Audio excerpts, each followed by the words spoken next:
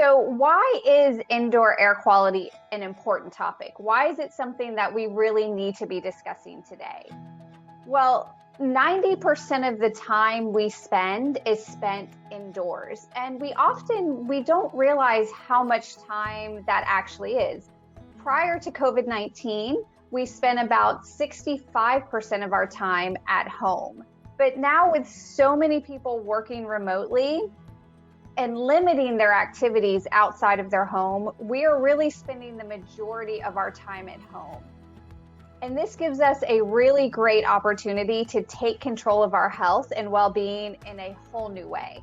So when we look at our indoor air quality, I think one of the many, many things that COVID-19 has taught us is that the air we breathe matters.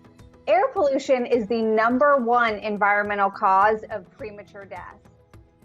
And our indoor spaces, like our home and our workspaces, can be up to 5 times more polluted than the air outside.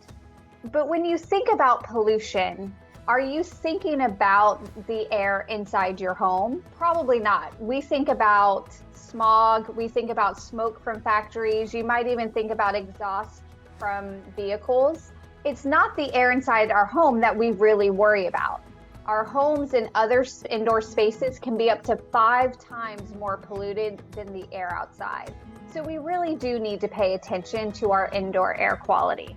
Now, when we look at the most common pollutants of indoor air, we see things like building materials, furnishings, fabrics, cleaning products, air fresheners, and combustion sources. I'm sure this list surprises many of you. A lot of these are everyday items we use in our homes, and they really do impact us in that negative way by polluting our indoor air. And we know that one of the most effective ways to improve our indoor air quickly is to eliminate individual sources of pollution or reduce their emissions.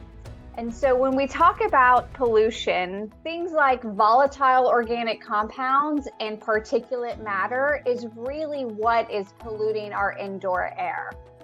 So VOCs, to put it really simply, are gases that are emitted from things like cleaning products, air fresheners, furniture, even building materials. And they pollute our indoor air. Particulate matter, on the other hand, are solids and liquids that are smaller than our eyes can see, but have really significant health consequences.